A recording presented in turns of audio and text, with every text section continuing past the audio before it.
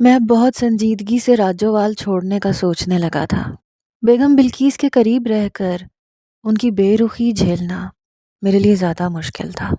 دل کی کیفیت کچھ ایسی تھی کہ اب میں کبھی کبھی والی جی کی طرف سے بھی بے پرواہ ہو جاتا تھا، اور پھر انہی دنوں جب میں مایوسی کی انتہا کو چھو رہا تھا، حالات نے ایک کروٹ لی۔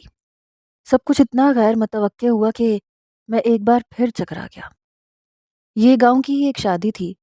غریب گھرانے کی لڑکیوں کی شادیاں اکثر بیگم بلقیس اپنے خرچے پر کرواتی رہتی تھیں۔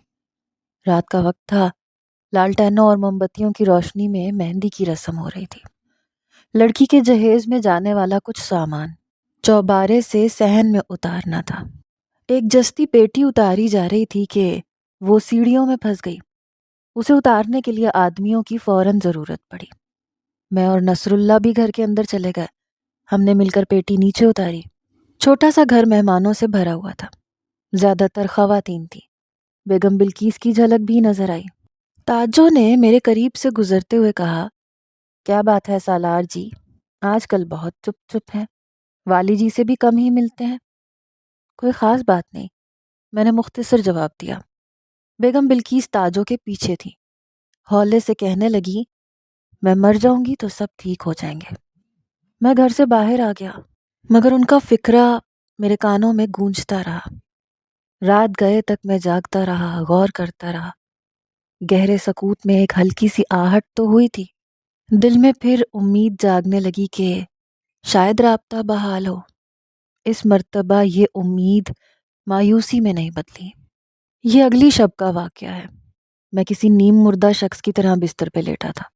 بیگم بلقیس کی بے حسی کا خیال آتا تھا تو آنکھیں خود بخود نم ہو جاتی تھیں۔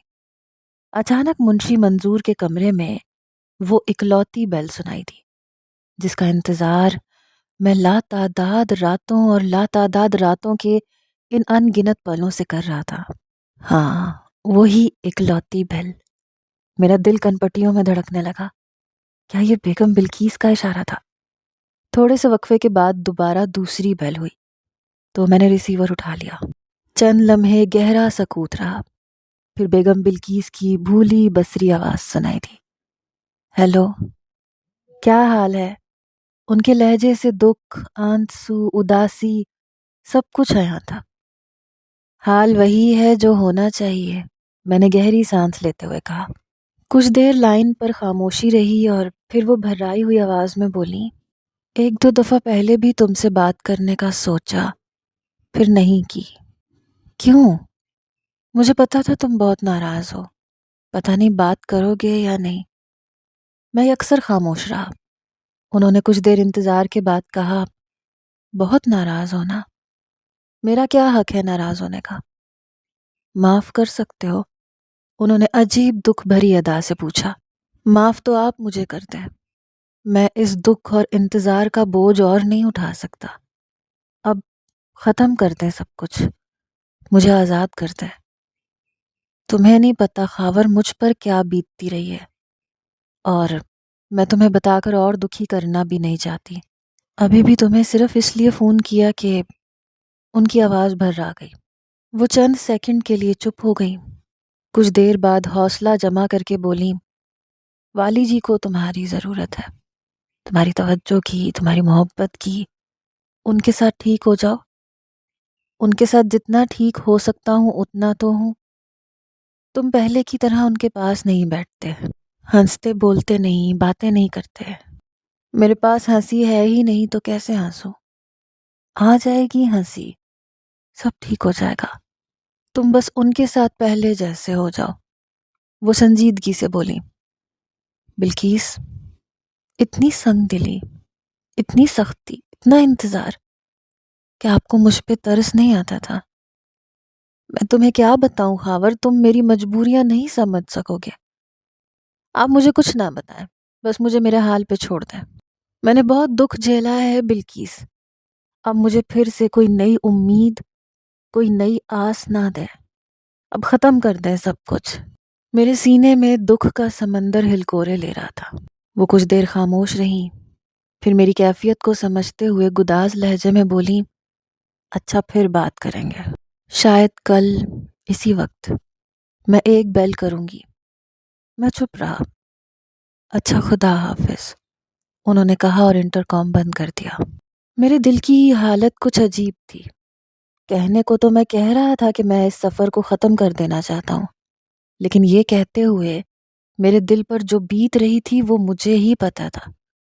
بیگم بلقیس کا یہ فکرہ بار بار کانوں میں گونجنے لگا، آ جائے گی ہنسی بھی، سب ٹھیک ہو جائے گا۔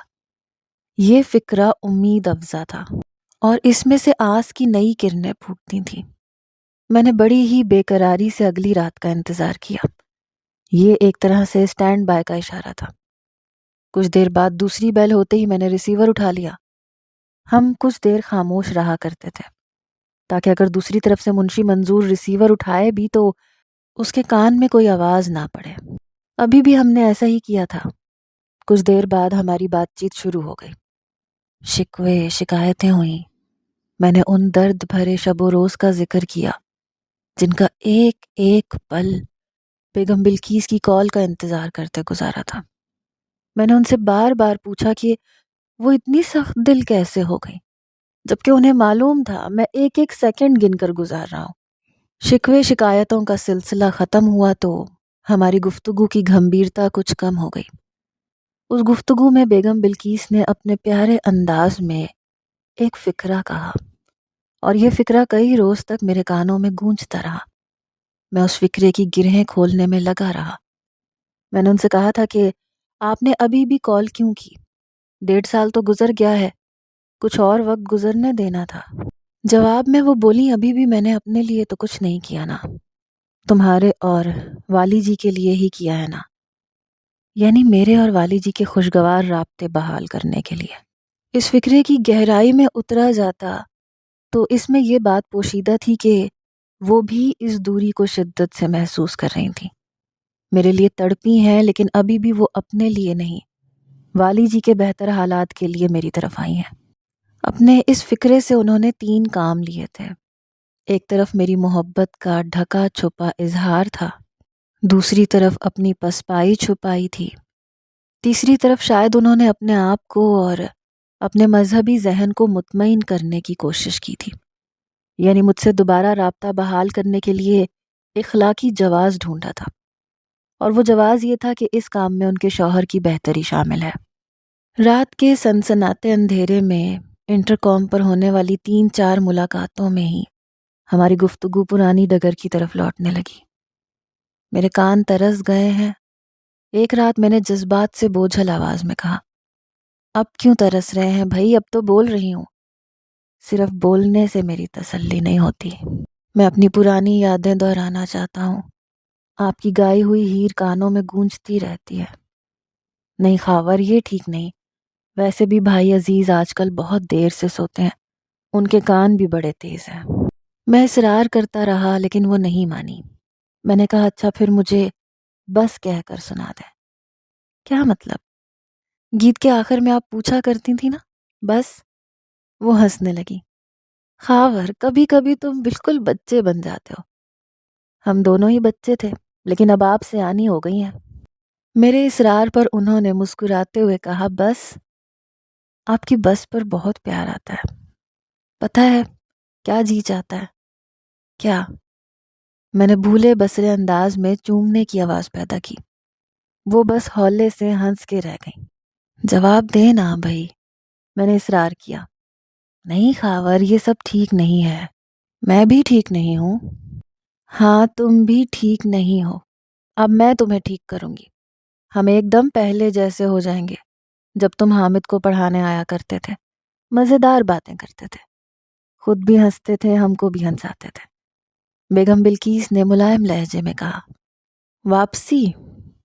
نہیں، جو کچھ دل میں ہے وہ تو اپنی جگہ ہے، لیکن اب ہم سیدھے سیدھے چلیں گے، سیدھی سیدھی باتیں کریں گے۔ محبت سب کچھ پا لینے کا ہی تو نام نہیں ہے، دور رہ کر بھی محبت ہو سکتی ہے۔ اور خبردار، اپنے گھر والوں سے اپنا معاملہ صحیح کرو۔ مجھے پتا چلا تھا کہ تمہاری والدہ تم سے ناراض ہے۔ تم نے اپنی جگہ اپنے بڑے بھائی کو دبئی سے بلایا ہے اور والدہ اس کے پاس رہ رہی ہیں۔ تم ان سے دور کیوں بھاگتے ہو؟ وہ شادی کا کہتی ہیں۔ تو کر لو نا شادی، کوئی پیاری سی لڑکی ڈھونڈ لو، ہر کام کا ایک وقت ہوتا ہے، وقت گزر جائے تو بڑی مشکل ہوتی ہے۔ کیا آپ نے یہ نصیحتیں کرنے کے لیے دوبارہ رابطہ شروع کیا ہے؟ میرا لہجہ بہت بوجھل تھا۔ اوہو، ایک تو تم ناراض بڑی چھیتی ہو جاتے ہو۔ اچھا چلو کوئی اور بات کرتے ہیں۔ والی جی کے ساتھ شکار پر کب جاؤ گے؟ پچھلی دفعہ انہیں تمہارے ساتھ بہت مزہ آیا تھا۔ میں خاموش رہا۔ ہیلو ہیلو، انہوں نے دوبارہ کہا، پھر ذرا شوخی سے بولی، ہیلو ہرفن مولا صاحب، ہیلو۔ میں نے گمبھیر آواز میں کہا، بلقیس، ہر دم دل کو دھڑکا لگا رہتا ہے، جس طرح آپ نے پہلے ایک دم چھوڑ دیا تھا، کہیں ایک بار پھر نہ چھوڑ جائیں۔ اچھا بابا، ہاتھ جوڑتی ہوں، اب چھوڑو بھی وہ پہلے کی باتیں، انہوں نے محبت آمیز لہجے میں کہا۔ بیگم بلقیس سے دوبارہ رابطہ بحال ہونے کے بعد ان کے لیے طلب میرے اندر بڑی شدت سے ابھری تھی۔ ان کی باتیں جاں فضا تھیں، لیکن میں ان باتوں سے آگے جانا چاہتا تھا، وہی ایک تیز رو بہاؤ جو کہیں پاؤں ٹکنے نہیں دیتا۔ والی جی مچھلی فارم والے رقبے کی ایک تاریخ پر گئے تو مجھے دیر تک بیگم بلقیس سے باتیں کرنے کا موقع ملا۔ ہم نے بہت سی بھولی بسری باتیں کیں، جدائی کے دنوں کا تذکرہ ہوا۔ گفتگو کے دوران میں چنچل ہو گیا۔ میں نے انٹرکام پر انہیں چوما، جواب دینے کے لیے اصرار کرتا رہا، لیکن وہ ٹالتی نہیں خاورے، میں نے خود سے کچھ وعدے کیے ہیں، انہیں نہ توڑو۔ سب سے پہلا وعدہ میرے ساتھ تھا، اور وہ یہ تھا کہ واپسی نہیں ہوگی۔ یقین کریں کہ نہیں کرتی۔ انہوں نے پرانی ادا کے ساتھ میری بات کاٹی۔ ہم دونوں ہنس دیے۔ اچھا آپ جواب نہ دیں، لیکن مجھے تو اس خوشی سے محروم نہ کریں۔ میں آپ کو چومنے جا رہا ہوں، میں نے کہا اور ریسیور کے ماؤتھ پیس کو مختصر وقفوں سے چومتا رہا۔ آپ کی پیشانی پر، آپ کے ناک کے کوکے پر، آپ کے ہونٹوں پر، آپ کی تھوڑی پر، آپ کی گردن پر، آپ کے… بس بہت ہو گیا۔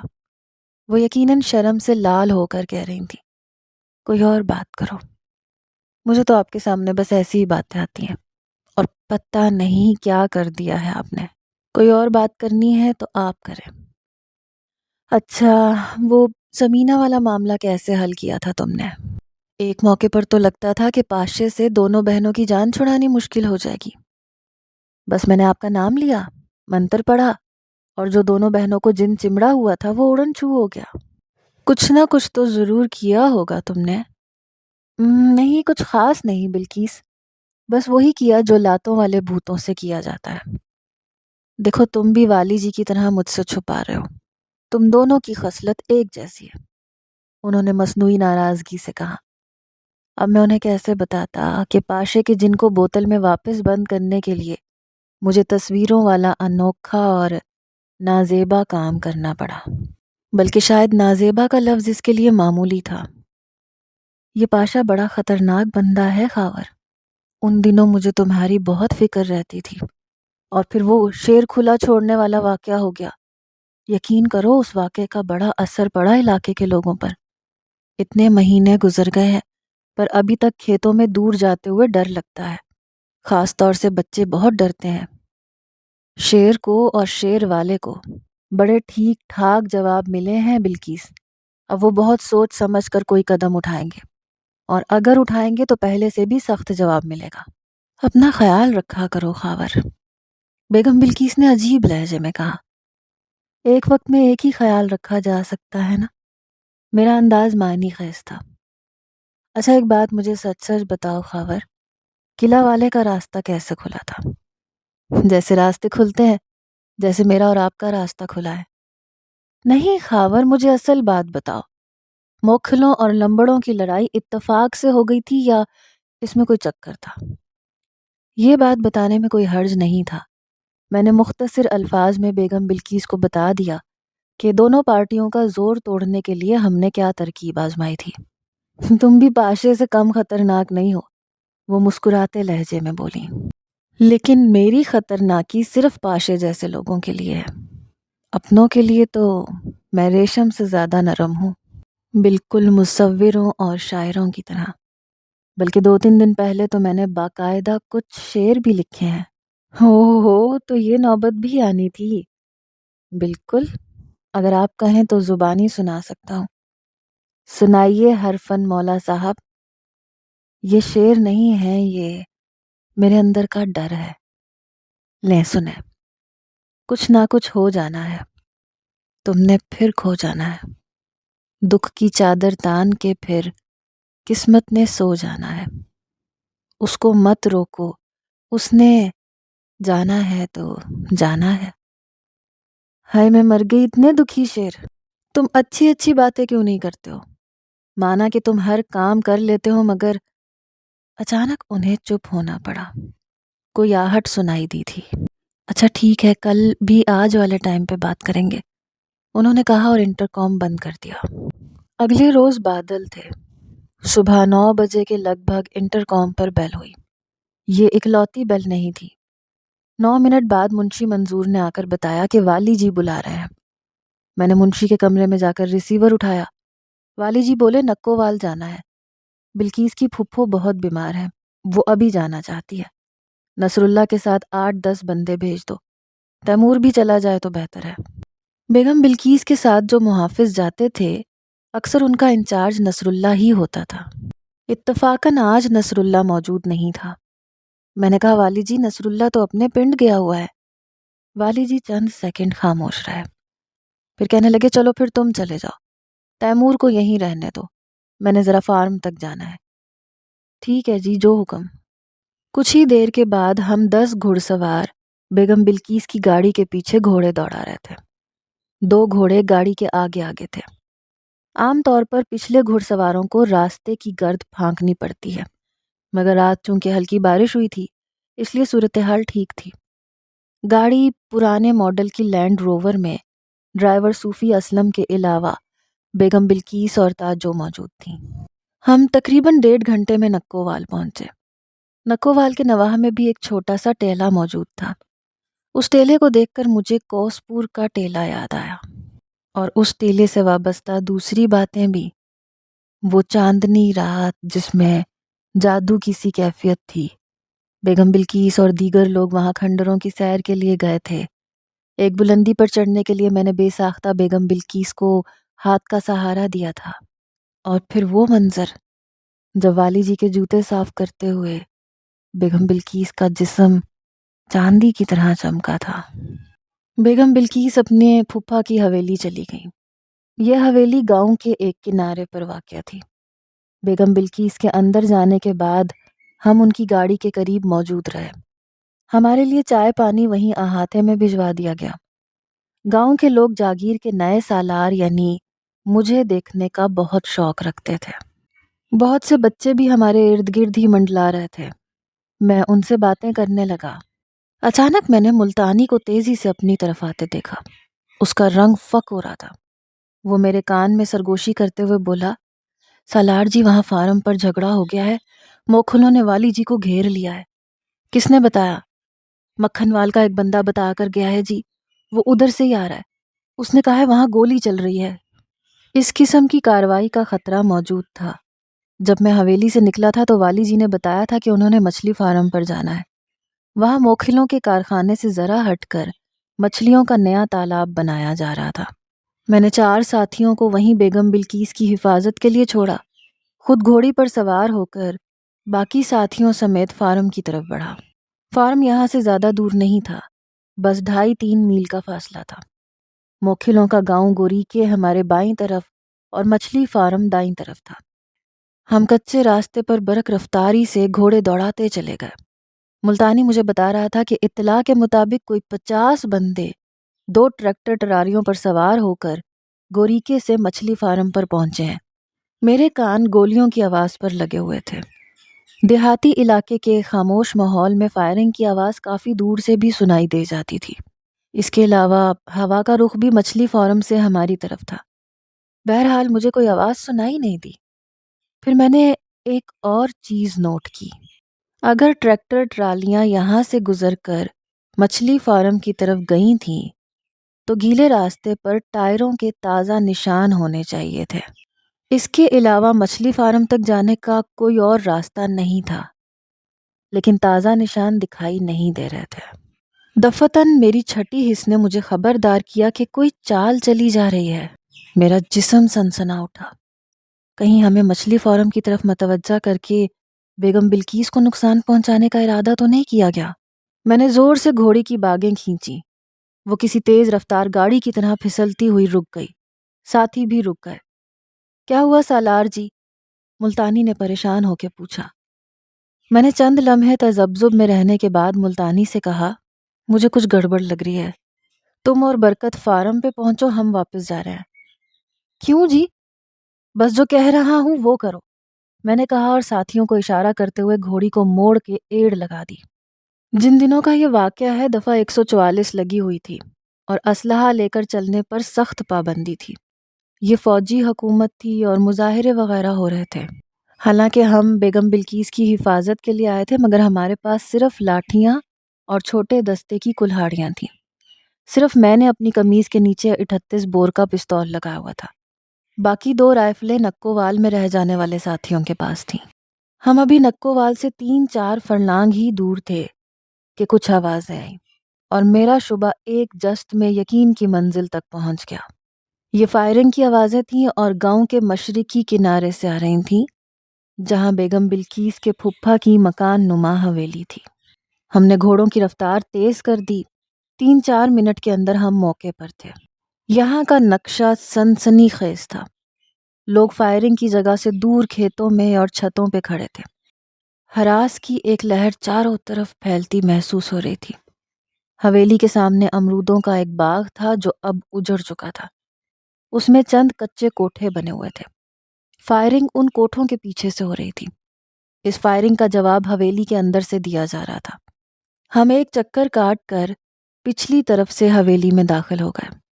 میں نے گھوڑی سے جست لگائی، دوڑتا ہوا چھت پہ پہنچا۔ اس کچی چھت کے ارد گرد 3 فٹ اونچی کچی منڈیر موجود تھی، جس میں ہوا کے لیے رکھنے سے بنے ہوئے تھے۔ میرے ساتھی اور حویلی کے 2 ملازم اس منڈیر کے پیچھے موجود تھے اور بڑی دلیری سے فائرنگ کا جواب دے رہے تھے۔ چھت پر گولیوں کے گرم خول بکھرے ہوئے تھے، تاہم صاف اندازہ ہو رہا تھا کہ حملہ کرنے والوں کا پلڑا بھاری ہے۔ حویلی کی چھت سے 2-3 فائر ہوتے تھے تو ادھر سے 8-10 گولیاں چلتی تھیں۔ 2 رائفلیں تو میرے ساتھیوں کے پاس تھیں، 2 رائفلیں مکان مالک کے پاس تھیں، وہ بھی استعمال ہو رہی تھیں۔ جو ہی ہم لڑائی میں شامل ہوئے، ایک طرف جھکتا ہوا پلڑا ذرا ہموار ہو گیا۔ مکان مالک یعنی بیگم بلقیس کے پھپھا کا ایک ملازم بڑے اطمینان اور اعتماد سے فائرنگ کر رہا تھا۔ اس کے ہاتھ میں ایک روسی ساخت کی شکاری رائفل تھی۔ راجووال میں ہم ایسی رائفل مرغابیوں کے شکار کے لیے استعمال کرتے تھے۔ میں نے اپنے ساتھی شبیر سے پوچھا، بیگم جی تو ٹھیک ہیں؟ ٹھیک ہے جی، پر ان کے پھپھا جی کو گولی لگی ہے۔ یہ کون لوگ ہیں؟ یقین سے کچھ نہیں کہہ سکتا جی، منڈاسے باندھے ہوئے ہیں، کسی کی شکل نظر نہیں آئی۔ کتنے ہیں؟ 15-20 سے کم نہیں ہوں گے۔ ان کے ارادے بڑے خطرناک ہیں جی۔ شبیر نے رکھنے کے اندر سے 7mm رائفل کا سنگل فائر کرتے ہوئے کہا۔ اس وقت میری نظر شبیر کے بازو پر پڑی۔ وہاں کلہاڑی کے پھل کا گہرا کٹ تھا اور کرتا خون آلود ہو رہا تھا۔ اندازہ ہوتا تھا کہ حملہ آوروں نے حویلی کے اندر گھسنے کی کوشش بھی کی ہے، جو وقتی طور پر ناکام رہی۔ گولیاں ٹھس ٹھس کی پرخطر آواز سے مٹی کی 9 انچ موٹی منڈیر میں پیوست ہو رہی تھیں۔ کچھ ہمارے سروں کے اوپر سے سرلائے مارتی گزر رہی تھیں۔ اس سنسناتی آواز نے میرے جسم میں عجیب سی ترنگ بھر دی۔ لہو میں شرارے سے چھوٹنے لگے۔ میرا جی چاہا ان لوگوں میں موکھل پاشا بھی شامل ہو اور میں آج اس کی ٹانگیں چیر کے اسے نکووال کے آوارہ کتوں کے سامنے پھینک سکوں۔ شبیر کے ایک ساتھی نے پکار کے مجھے مخاطب کیا۔ باغ کے باہر ایک چوبارے کی طرف اشارہ کر کے بولا، سالار جی ایک بندہ وہاں چڑھا ہوا ہے، اس کی گولی کسی کو بھی لگ سکتی ہے۔ میں نے بھی یہ بات نوٹ کی تھی۔ کچھ گولیاں خطرناک زاویے سے آ رہی تھیں۔ یقیناً یہ اسی کچے چوبارے سے چلائی جا رہی تھیں۔ میں نے اپنا پستول شبیر کو دیا اور اس کی 7mm لے کے چھت سے نیچے اتر آیا۔ یہ بات اچھی طرح میری سمجھ میں آ گئی تھی کہ چوبارے والے کو کہاں سے نشانہ بنایا جا سکتا ہے۔ میں گلی میں جھک کر دوڑتا ہوا اس کچے ٹیلے کی طرف گیا جو مکئی کے کھیتوں کے پاس سے شروع ہو جاتا تھا۔ کچھ آوازوں نے مجھے اس طرف جانے سے منع کیا۔ چند سنسناتی ہوئی گولیاں میرے قریب سے گزری۔ میں لپکتا ہوا ٹیلے پہ پہنچ گیا۔ اب میں چوبارے کے پہلو میں تھا۔ یہاں سے مجھے وہ لمبا چوڑا ڈھاٹا پوش شخص دکھائی دیا جو چوبارے کی چھت پر ایک تندور کے پیچھے موجود تھا اور مہلک فائر کر رہا تھا۔ اس کے ہاتھوں کسی بھی وقت کسی کی بھی جان جا سکتی تھی، اس لیے اس پر سیدھا فائر کرنا کوئی جرم نہیں تھا۔ یہ مارو یا مرو والی صورتحال تھی۔ میں نے نشانہ لیا اور بے دریغ گولی چلائی۔ وہ تڑپ کر پہلو کے بل گرا اور میری نظر سے اوجھل ہو گیا۔ یہ کاروائی میں نے تقریباً 200 فٹ کی دوری سے کی تھی۔ یہاں سے مجھے کوئی اور شخص نظر نہیں آ رہا تھا، تاہم میں نے باغ کی سمت فائرنگ جاری رکھی۔ اچانک مجھے محسوس ہوا کہ حملہ آور بھاگ رہے ہیں۔ میں نے ایک دو پرچھائیوں کو تیزی سے ٹنڈ منڈ درختوں میں حرکت کرتے دیکھا۔ پھر درختوں کے عقب میں کسی گاڑی کا انجن اسٹارٹ ہونے کی آواز آئی۔ میں نے ٹیلے کے اوپر سے پکار کے کہا، شبیر، وہ بھاگ رہے ہیں۔ اس کے ساتھ ہی میں ٹیلے سے نیچے اترا، تیزی سے اپنی چوکس گھوڑی کی طرف دوڑا۔ میرے 8-10 ساتھی بھی اپنے اپنے گھوڑوں کی طرف لپکے۔ ہم بھاگنے والوں کے پیچھے بھاگے۔ وہ ہوائی فائرنگ کرتے ہوئے تقریباً نصف فرلانگ دور جا چکے تھے۔ ان کی نیلے رنگ کی جیپ کی بس ایک جھلک میں نے دیکھی۔ اس کے ارد گرد گھوڑے تھے۔ ہم اندازاً 1 میل تک ان کے پیچھے گئے۔ پھر میں نے اپنے ساتھیوں کو رکنے کا اشارہ کیا۔ ہمارے پاس صرف 2 رائفلیں اور 1 پستول تھا، جبکہ وہ سب کے سب پوری طرح مسلح تھے۔ کھلی جگہ پر اگر وہ پلٹ پڑتے تو ہمارا شدید نقصان کر سکتے تھے۔ میرے ساتھی شدید پرجوش تھے مگر میں نے انہیں روک لیا۔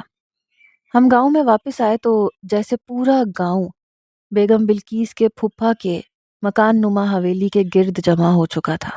بلقیس کے پھپھا کو لگنے والی گولی ان کے ایک بازو کو چھید کے نکل گئی تھی۔ ان کی حالت تسلی بخش تھی۔ زخمی ہونے والے دیگر 4 افراد میں سے 2 کو گولی کے زخم آئے تھے، جبکہ 2 افراد کلہاڑیوں سے زخمی ہوئے تھے۔ بہرحال یہ سب کچھ دیہاتی لڑائیوں میں معمول کا حصہ تھا۔ ابھی تک یہ بات پوری طرح نہیں کھل سکی تھی کہ حملہ آور کون تھا۔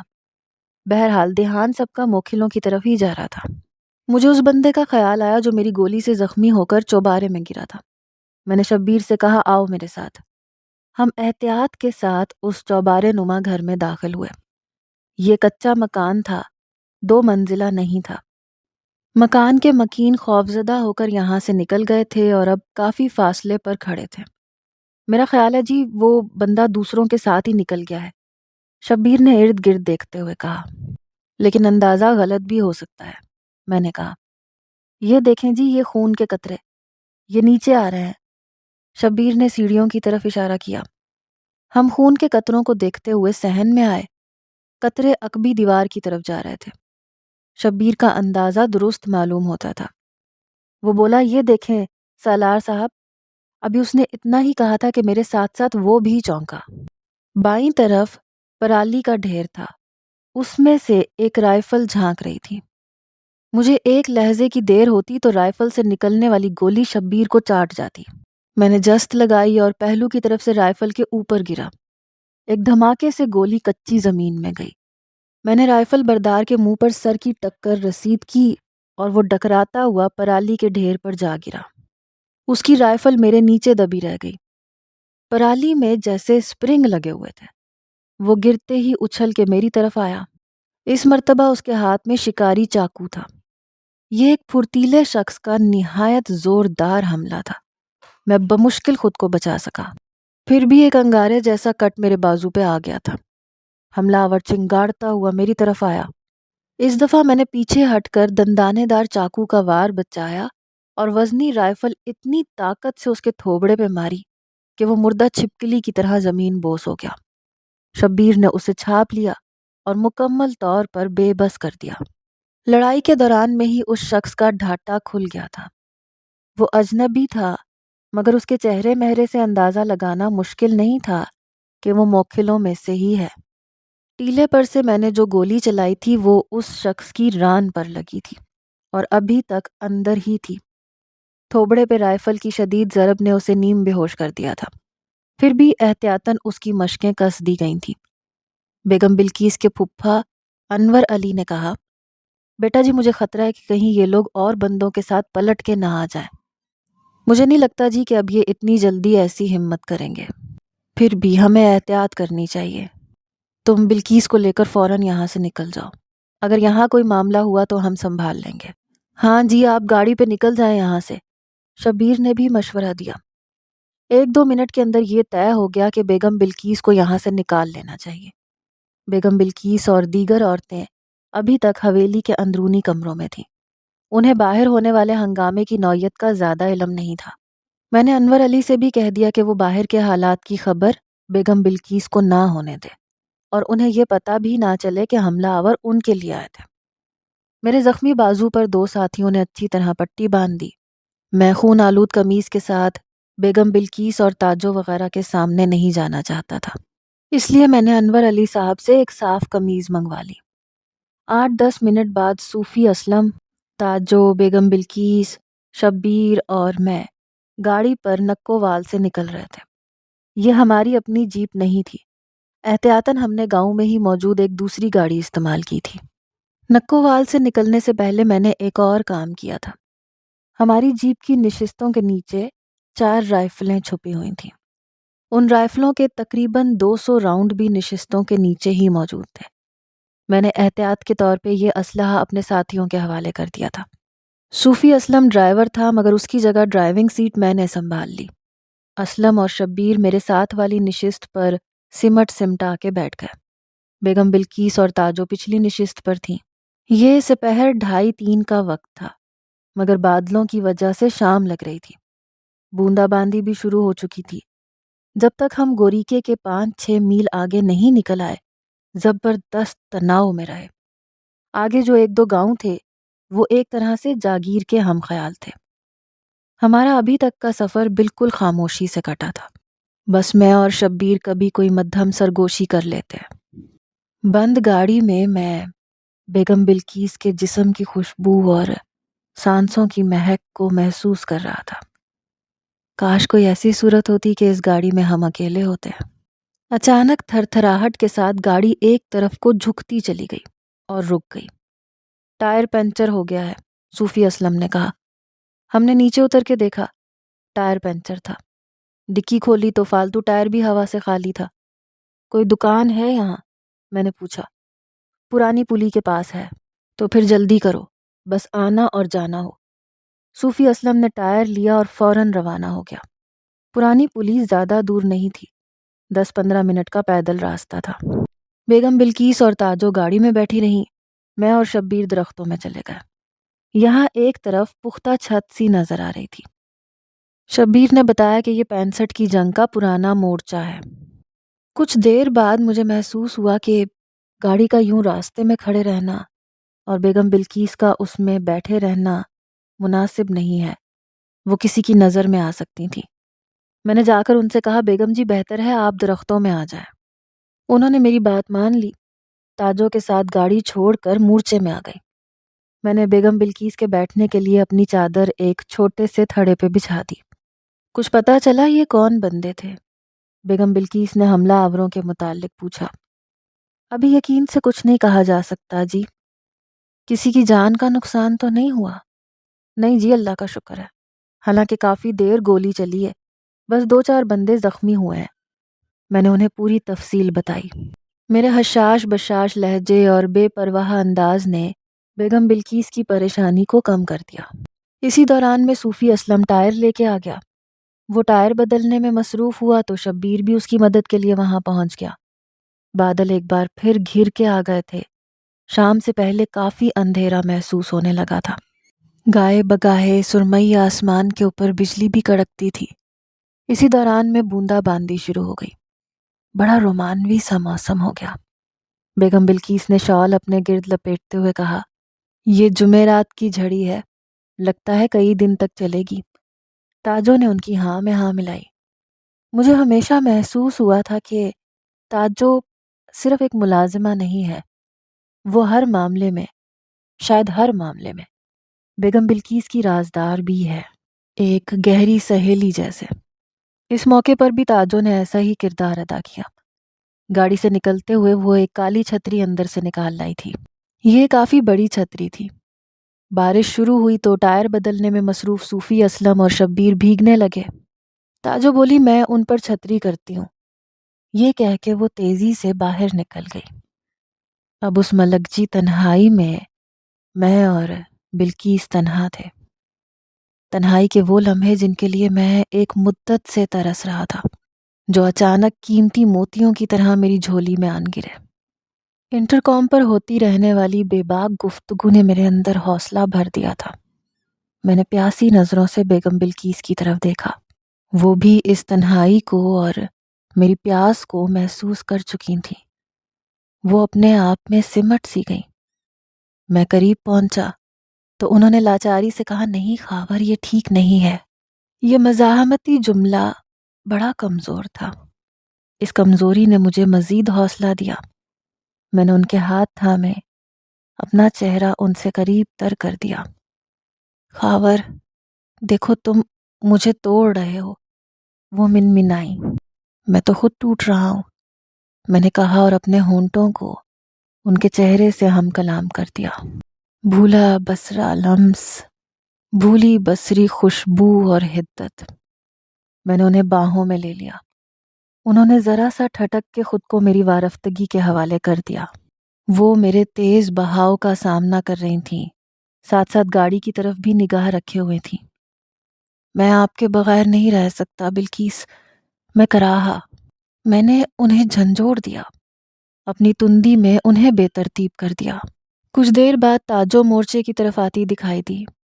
وہ تیزی سے پیچھے ہٹ گئیں، اپنے لباس کی شکنیں درست کرنے لگیں۔ ان کا چہرہ گلاب اور آنکھوں کے سرخ ڈورے اتنے نمایاں تھے کہ تاریکی میں بھی نظر آ سکتے تھے۔ اور یہی وقت تھا جب بیگم بلقیس کی نظر میرے بازو پہ پڑی۔ فرط محبت میں مجھے اپنے زخمی بازو کا خیال ہی نہیں رہا۔ زخم کا منہ کھل گیا تھا اور خون تیزی سے رس رہا تھا۔ یہ کیا ہوا خاور؟ وہ گھبرا کے بولی۔ وہ کچھ نہیں، ذرا سا کٹ لگ گیا تھا، میں نے کہا۔ ان کی خوبصورت آنکھیں محبت بھری ناراضگی سے بھر گئی۔ انہوں نے کچھ کہا نہیں، لیکن بہت کچھ کہہ بھی دیا۔ تھوڑی دیر بعد ہم پھر گاڑی میں بیٹھ رہے تھے۔ رات تک یہ بات ثابت ہو گئی کہ نکووال میں حملہ کرنے والے ڈھاٹا پوشوں کا نشانہ بیگم بلقیس ہی تھیں۔ بیگم بلقیس پر حملہ یا ان کو اغوا کرنے کی کوشش کوئی معمولی کارروائی نہیں تھی۔ یہ سب کچھ باقاعدہ منصوبے کے تحت کیا گیا تھا۔ ہمیں غلط اطلاع دے کر گاؤں سے فارم کی طرف دوڑایا گیا۔ انور علی کے گھر پر ہلہ بول دیا گیا۔ اگر یہ کہا جائے تو غلط نہیں ہوگا کہ بیگم بلقیس بال بال بچی تھیں۔ یہ واقعہ یوں کچھ اور بھی سنگین ہو گیا کہ فائرنگ میں زخمی ہونے والا ایک بندہ رات گئے ڈسکا ہسپتال میں دم توڑ گیا۔ یہ انور علی کے ملازموں میں سے تھا۔ نکووال والے واقعے کا شدید ترین رد عمل ہوا۔ اگلے روز صبح سویرے راجووال میں ایک بڑا اکھڑ ہوا۔ والی جی کے حمایتی بہت سے چودھری، زمیندار اور کرتا دھرتا اکٹھے ہوئے۔ پولیس کی نمائندگی رانا شبیر کر رہا تھا۔ مجھے اس بات میں کوئی شبہ نہیں تھا کہ یہ کارروائی موکھل پاشا کی طرف سے کی گئی ہے۔ تصویروں والے واقعے کے بعد وہ یقیناً اندر ہی اندر لاوے کی طرح کھول رہا تھا۔ بالآخر اس نے ایک بڑا ہاتھ مارنے کا فیصلہ کیا اور براہ راست والی جی کی عزت پر حملے کی کوشش کی، مگر موکھل جو بات کہہ رہے تھے وہ مختلف تھی۔